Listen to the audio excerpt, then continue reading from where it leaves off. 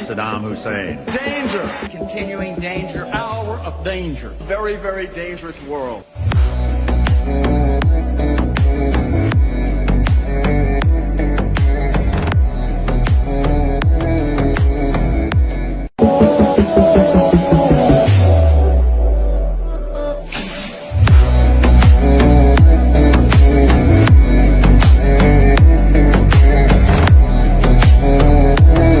السلام علیکم، welcome to my channel. آپ دیکھ رہے ہیں یوٹیوب چینل اور میں خوش ہوں ملک۔ آج ہم نے بات کرنی ہے صدام حسین کے متعلق۔ ویڈیو بہت ہی زیادہ دلچسپ ہونے والی ہے۔ ویڈیو کو سٹارٹ کرنے سے پہلے چینل کو سبسکرائب کر لیں، ساتھ لگے گھنٹی والے بٹن کی بات۔ نئی ویڈیو جلد از جلد آپ تک پہنچے۔ عراق کی بات ہو اور صدام حسین کی بات نہ کی جائے، یہ نہیں ہو سکتا۔ صدام حسین تاریخ کے ایک بہادر، ناڈر اور غیرت مند لیڈر تھے۔ صدام حسین کا نام لیتے ہی دل و دماغ میں غیرت اور بہادری جیسی فیلنگز انگڑ آتی ہیں۔ یہودی جو کہ اسلام کے بہت بڑے دشمن ہیں، صدام حسین سے وہ خوف کھاتے تھے اور صدام حسین کا نام تک سننا پسند نہیں کرتے تھے، اور صدام حسین کو دیکھتے ہی یہودیوں کی بھی کانپیں ٹانگ جاتی۔ یہودی ہٹلر کے بعد صدام حسین کو اپنا سب سے بڑا دشمن جانتے اور مانتے تھے۔ آپ اکثر انٹرویو میں کہا کرتے تھے کہ میں ایٹم بم اپنے ملک کے باشندوں کی حفاظت کے لیے نہیں بنا رہا، بلکہ میں یہودیوں کی نیند اڑانے کے لیے ایٹم بم بنا رہا ہوں۔ صدام حسین کفر کی آنکھوں میں آنکھیں ڈال کے بات کرنا بخوبی جانتے تھے۔ یہ وہی لیڈر تھے جنہوں نے ایک فلسطینی مظلوم عورت کی فریاد پہ اسرائیل کے اوپر 40 میزائل داغ دیے۔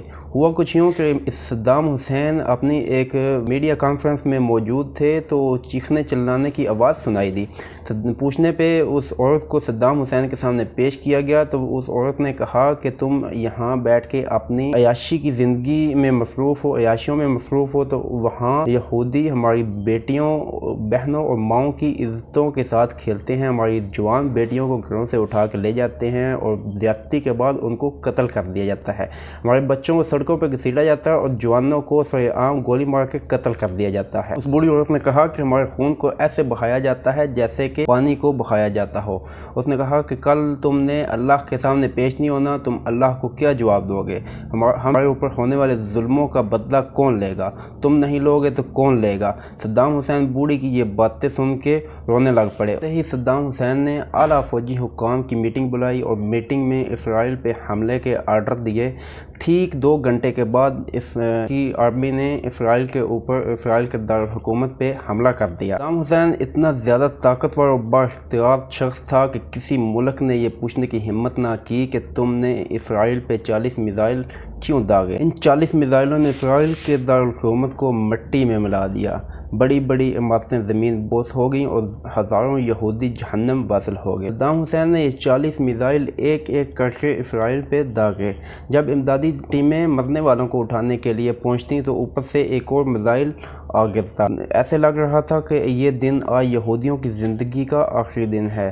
یہودی مرنے والوں کو سڑکوں پہ چھوڑ کے خود اپنی جان بچانے کے لیے چوہوں کی طرح بلوں میں چھپ گئے، اور مرنے والوں کی لاشیں ایسی سڑکوں پہ پڑی رہیں اور کتوں کے منہ کا لقمہ بنیں۔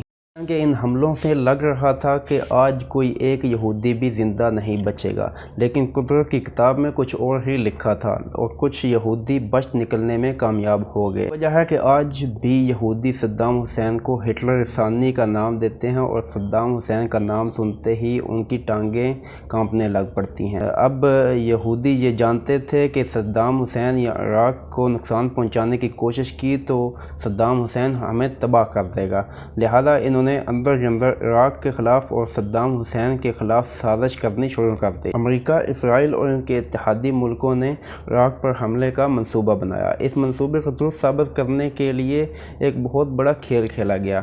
برطانیہ، امریکہ اور اس کے اتحادی ملکوں نے صدام حسین اور عراقی گورنمنٹ پر بچوں کے ہسپتال پہ حملے کا الزام لگایا۔ اس الزام کو درست ثابت کرنے کے لیے عالمی میڈیا کو اربوں ڈالر کھلائے گئے، دن رات پراپوگنڈا کی ویڈیوز دکھائی گئی۔ کی، اور جب انہوں نے یہ سمجھا کہ عالمی لیول پہ یہ اس بات کو پھیلانے میں کامیاب ہو گئے ہیں کہ عراقی حکومت جنگی عزائم اور بچوں کے ہسپتال پر حملے میں ملوث ہے، تو آپریشن ڈیزرٹ سٹورم کے نام پہ انہوں نے عراق پہ جنگ مسلط کر دی۔ امریکہ، اسرائیل اور اس کے اتحادی ممالک مسلسل عالمی میڈیا پہ یہ بات پھیلاتے رہے کہ عراق کے پاس بڑی تعداد میں تباہی مچانے والے ہتھیار موجود ہیں جو عالمی سلامتی کے لیے خطرناک ہیں، اور اس کے علاوہ عراق پر چوری ہتھیار لینے اور بنانے کا بھی الزام لگایا گیا۔ فروری 2003 میں امریکہ اور اس کے اتحادیوں نے عراق پر حملہ کر دیا اور قبضہ کر لیا، اور لیکن کوئی بھی الزام ثابت نہ کر سکے۔ ہاں، البتہ خطے میں اپنے مفادات کو تحفظ دینے میں کامیاب رہے۔ اس کے بعد 14 دسمبر 2003 میں صدام حسین کو گرفتار کیا گیا۔ یہاں بتاتا چلو، صدام حسین کی گرفتاری کے پیچھے بتایا جاتا ہے کہ ان کے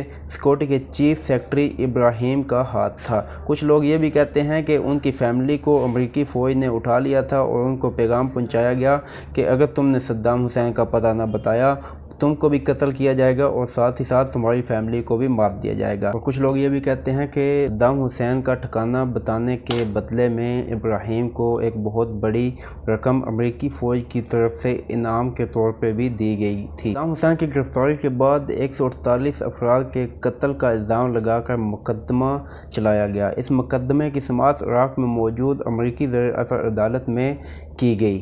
صدام حسین نے اس عدالت کو امریکی لونڈی قرار دیا۔ عدالت کے جج نے جب امریکہ کی مرضی کے مطابق فیصلہ دینے سے انکار کیا تو اس جج کو ملزم کے ساتھ ہمدردی رکھنے کے جرم میں ہٹا دیا گیا اور ایک نیا جج آ گیا جس نے مقدمے کے آخری مراحل کی سماعت کی۔ عدالتی کارروائی کے دوران صدام حسین امریکی تحویل میں رکھا، جبکہ اسی دوران صدام حسین کے 3 وکلاء کو بھی قتل کیا گیا، جس پہ صدام حسین نے دال بھی کی، لیکن پھر بھی ان کو آزاد ٹرائل کا حق نہ دیا گیا اور امریکی حکم کے مطابق صدام حسین کو سزائے موت سنا دی گئی۔ صدام حسین کو دی جانے والی یہ سزا عالمی سطح پہ تنقید کا بہت بڑا نشانہ بنی، لیکن امریکہ کے سامنے کس کی چلتی ہے؟ وہ کہتے ہیں نا، جس کی لاٹھی اس کی بھینس۔ صدام حسین نے امریکی قید کے دوران اپنی زندگی کے دن کیسے بتائے، اس پہ بات کرتے ہوئے ایک امریکی فوجی نے بتایا کہ صدام حسین بہت کم شکایت کرتا تھا اور اپنے کمرے کے سامنے موجود باغیچے کو روزانہ پانی دیا کرتا تھا،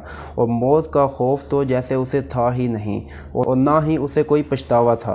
صدام حسین نے کبھی اپنے مفاد کے لیے کوئی کام نہ کیا، بلکہ جو بھی کیا اپنی عوام کے لیے کیا۔